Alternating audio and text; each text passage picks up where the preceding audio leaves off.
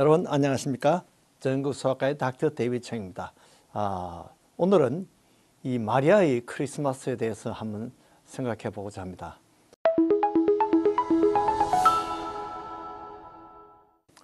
이 마리아의 크리스마스는 성경에 나오는 대로 우리가 보면 의학적으로 보면 상당히 믿기가 어려운 그런 문제들이 많습니다. 의학적으로 보는 것은 우리가 사람의 눈으로 보는 것이고요. 이 성경에 나오는 그 기록들은 다 하나님이 하신 일이기 때문에 상당히 차이가 많습니다. 우선 이 처녀가 잉태하는 것도 의학적으로는 불가능하죠. 그러나 하나님께서 하신 일입니다. 이 마리아가 자기가 이 메시아를 잉태할 줄은 몰랐죠. 그런데 천사가 나타났어요. 천사가 나타나서 네가 하나님의 아들을 낳을 것이다 하는 그런 잉태 고지를 받습니다. 그래서 천사를 만났다 하는 그런 주장하는 사람들은 마리아 외에도 많이 있습니다. 역사적으로 보면 많이 있고 또 현재에도 그런 사람들이 많이 있어요. 천사를 만났다. 특별히 이제 정신과 병동에 가면 천사를 만났다는 사람들이 많습니다. 그래서 보통은 이 스키조프레니아 또는 정신분열증이라고 이렇게 알고 있는데 요즘은 이름이 조현병으로 바뀌었습니다. 그 조현병 환자들은 자기가 하나님을 만났다, 천사를 만났다 이렇게 환상을 보는 그러한 것이 하나의 병 증세입니다. 그리고 그것이 환상이고 또 하나님의 음성을 들었다 이렇게 그것은 환청입니다. 그 오디토리 할루시네이션 이렇게 얘기하는데 이런 조현병이 있는 사람들에게는 이런 증세가 잘못하면 정신병자로 우리가 사실은 마리아를 그렇게 오해할 수 있는 그런 부분입니다. 그래서 이것이 정신병자와 그럼 마리아는 어떤 차이가 있느냐? 마리아는 실제 천사를 만났고 정신병자는 만난 줄 알았는데 사실은 아니었습니다. 그거는 어떤 차이가 있느냐 하면 결국은 천사를 만나서 만약에 그런 잉태 고지를 들었다 하는 그런 처녀가 다른 정신분열증 환자가 있으면 그 사람은 실제 임신 증세는 나타날 수 있지만은 실제 아기를 낳지는 못합니다. 그러나 마리아는 실제로 이 아기 예수를 낳았습니다. 거기서 차이가 나는 거죠. 자, 이 마리아의 심정으로 우리가 돌아가 봅시다. 마리아가 혼자 이제 이것을 알고 있으면 문제가 있습니다. 지금 마리아는 요셉과 지금 정혼 상태에 있는데 우리가 생각하는 이 약혼하고 조금 다릅니다. 그 당시에 이스라엘 그 사람들은 정혼하면 그것이 바로 결혼이고 결혼식은 앞으로 이제 따로 며칠간 이렇게 열리게 되겠지만은 정혼 자체가 결혼식에 이미 포함되어 있는 것입니다. 그래서 이미 정혼했다가 만약에 헤어진다면 그것은 바로 이혼이 되는 것입니다. 그래서 아마 마리아가 이 일을 요셉에게 이야기를 할까 말까 많이 망설였을 것 같아요. 이것을 말하면 요셉이 과연 믿어주겠는가? 파혼당할지 모른다. 이런 심정을 가졌을 거예요. 또 그보다 더 큰 문제는 이제 처녀가 잉태를 했으면 보통 이것은 불륜이라고 생각해서 일단 그 동네 사람들이 돌로 쳐 죽임을 당하는 그런 일이 생길 수 있습니다. 실제 보면 예수님도 보면 간음 중에 잡힌 여자가 돌로 쳐 죽이기 직전에 예수님께 데려와서 예수님이 구원한 그런 기록도 있습니다. 그래서 죽을 수도 있는데 그러한 상황에서 마리아가 망설이고 있을 때 하나님께서 이대로 마리아를 둘 수는 없겠다 이렇게 해서 그 정혼자 요셉에게 나타나시는데 이번에는 요셉에게는 천사가 직접 나타나는 것이 아니라 태몽을 통해서 나타납니다. 꿈에 나타나요. 자, 이미 요셉은 마리아의 배가 불러오는 것을 알았습니다. 그래서 요셉이 마리아가 잉태를 했구나. 그래서 보통 남자들 생각에는 이 여자가 바람을 피웠구나. 이렇게 생각하고 아마 분노가 치솟았을 겁니다. 이렇게 어떻게 하면 이것을 보복할 수 있을까? 사랑의 배신을 당했으니까 보복할 그런 생각이 있을 겁니다. 그러나 요셉은 상당히 신사적인 사람이었습니다. 마음이 착한 사람입니다. 비록 배신감을 느끼고 분노가 털못이 났겠지만은, 그러나 마리아를 사랑하는 마음이 더 컸습니다. 그래서 아니야, 그냥 내가 하나 발을 빼면 되겠지, 나 하나 이렇게 참으면 되겠지, 이렇게 생각하고 가만히 끊으려고 그렇게 생각했습니다. 그럴 때 요셉의 꿈에 주의 사자가 나타났습니다. 그때 나타나서 요셉에게 말합니다. 내 정혼자 마리아가 잉태된 것은 이것은 성령으로 된 것이다. 바람 피워서 된 것이 아니다는 거죠.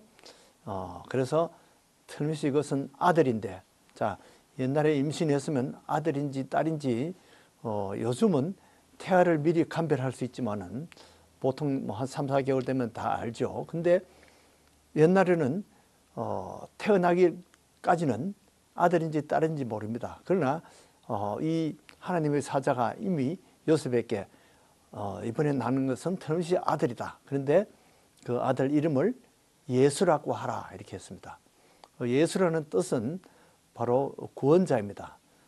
그래서 성경에 나온 대로 여호수아, 좌슈아 이런 것이 다 예수와 같은 어원을 가진 그런 구원자의 뜻을 가지고 있습니다.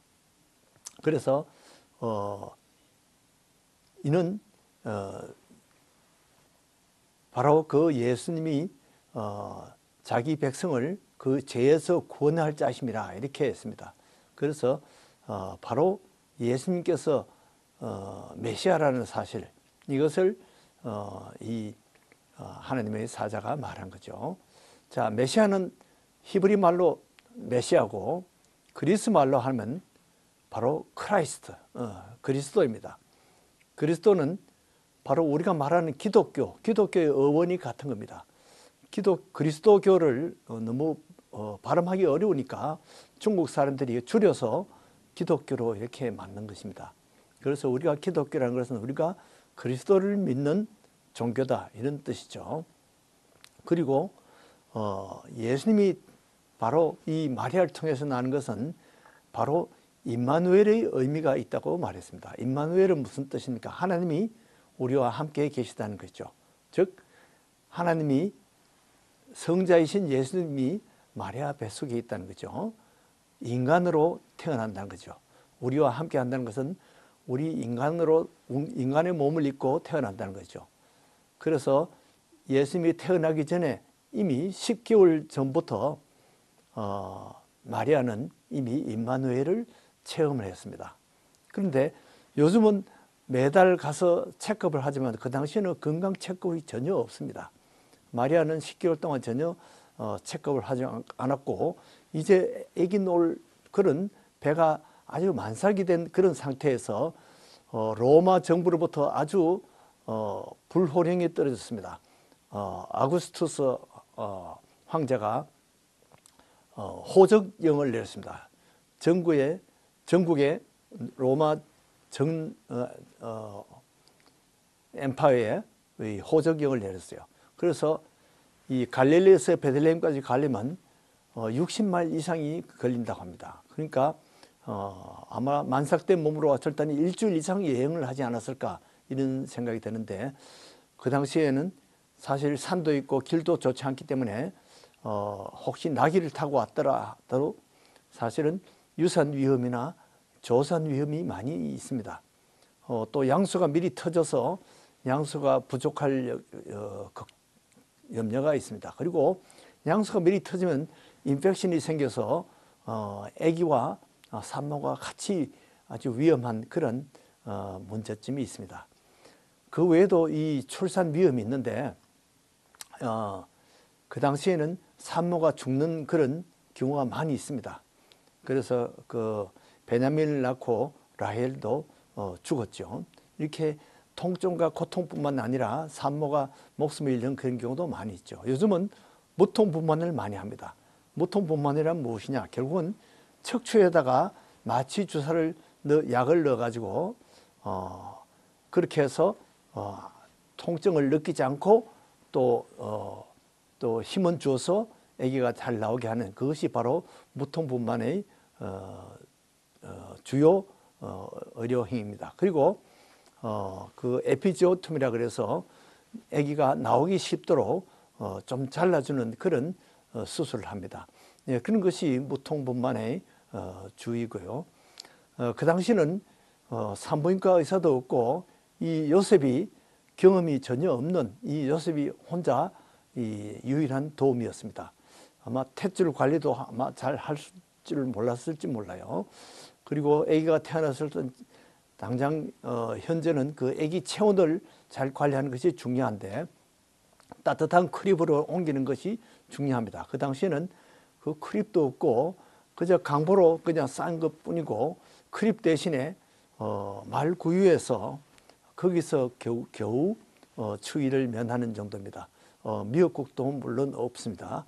우리가 현재 먹는 그 임신 때 먹는 페리네이탈 바이타민 그런 것도 있을 리가 없습니다. 전혀 없어요. 그런 가운데 요셉이 보험하게 되었어요.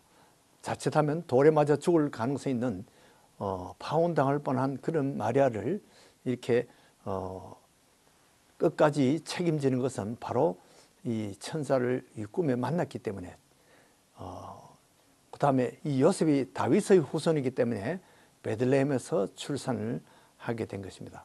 그런데 누가복음에 보면 바로 이 마리아도 거슬러 올라가면 그 조상이 바로 다윗에 있습니다. 그래서 요셉과 마리아가 다 다윗의 후손이기 때문에 다윗의 동네 베들레헴에서 출산하게 된 것입니다.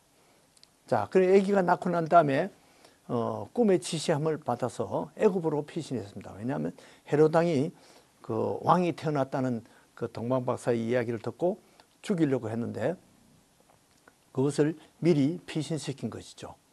그렇게 해서 애굽에서 얼마 동안 있었는지 모르지만은 다시 꿈의 지시를 받아서 나사렛에 귀환을 했습니다. 그래서 세례 요한이 출현할 때까지는 아마 몫으로 지났던 것 같습니다.